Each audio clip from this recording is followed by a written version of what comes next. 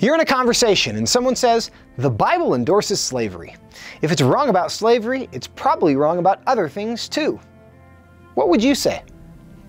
Now, it's true that the Bible, in both the Old and New Testament, talks about slavery. But does this mean that the slave trade that's such a shameful part of our history is actually something the Bible supports? No, and here are 4 reasons why. First, the slavery talked about in the Bible was more like servitude. When we hear the word slavery, we usually think of slave ships carrying Africans away from their home to be bought and sold as the property of white people in other parts of the world. But the Hebrew word, sometimes translated as slavery in the Bible, refers to something very different.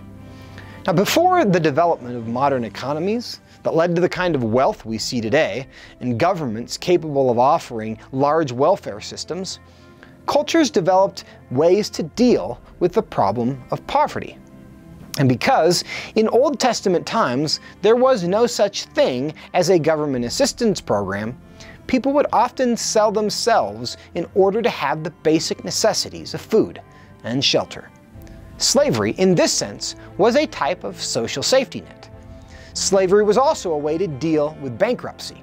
Those who could not repay a debt would sell themselves to repay it. But this kind of slavery was usually not for life, unless one voluntarily did so. In the Jewish law, servitude would last 6 years. The slaves would be freed in the 7th year, and every 50 years, in what was called the Year of Jubilee, all debts were wiped out. It is undoubtedly true that some slaves were treated terribly, but that's not because the Bible encouraged it or even permitted it. Though many nations at that time would take slaves after war, Israel was not permitted to do so. This leads to the second point. Slaves were to be treated as people, not property. Because Israelite servitude was not rooted in racism or even classism, servants had legal protections. In Israel, if a master, more like an employer, permanently injured a servant, the servant would be set free without any debt. And to strike and kill a servant meant capital punishment. Israel was also commanded to harbor runaway slaves from surrounding nations where they might be treated cruelly. To harbor runaway slaves in other countries often meant the death penalty. And Exodus 21:16 demands the death penalty for slave traders. Roman slavery in the context of the New Testament era was a different system. Roman slaves who were taken in battle would often learn trades that they could use to be in a better financial situation for the rest of their lives once slavery was over. They were allowed to marry, have families, purchase their freedom, and also have others purchase their freedom. The New Testament, like the Old Testament, recognizes the humanity of every person, regardless of their station in life. The Apostle Paul even considered Roman slaves to be co-workers in his ministry. Now, because slavery was a common part of the culture in which Christianity was birthed, first-century Christians were both slaves and slave owners. However, Christianity planted the seeds that would ultimately lead to the undermining of both ancient Roman slavery as well as modern slavery. And this leads to the third point.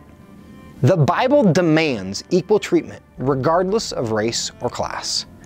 The Apostle Paul, living at the time of the Roman Empire, instructed slaves to obey their masters. However, he also wrote that there is neither Jew nor Gentile, neither slave nor free, nor is there male or female, for you are all one in Christ Jesus. Christian masters and slaves were instructed to engage in activities like eating meals and then the Lord's Supper together that would undermine and subvert slavery. Even more, New Testament writers instructed them using the language of family intimacy, such as greet one another with a holy kiss.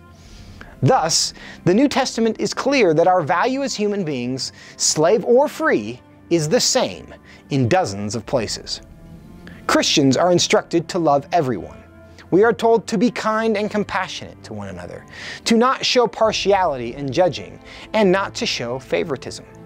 The Bible is unequivocally opposed to the idea that one person is better or more valuable than another. In this way, the New Testament set the direction for the abolition of slavery in the Western world. Which leads to the final point. Christians ended the slave trade. The Christianization of Europe eventually led to the disappearance of slavery until its modern form emerged in the 15th century. And then it was a Christian, William Wilberforce, who led the effort to eliminate the slave trade in England. It was Christian abolitionist preachers during the Second Great Awakening of the early 19th century that started the sustained effort to abolish slavery in the United States. It was a Christian pastor, Martin Luther King Jr., who led the civil rights movement of the 20th century in the United States. This followed a long history of Christians working for human rights because of the gospel's commitment to the equal dignity of every person.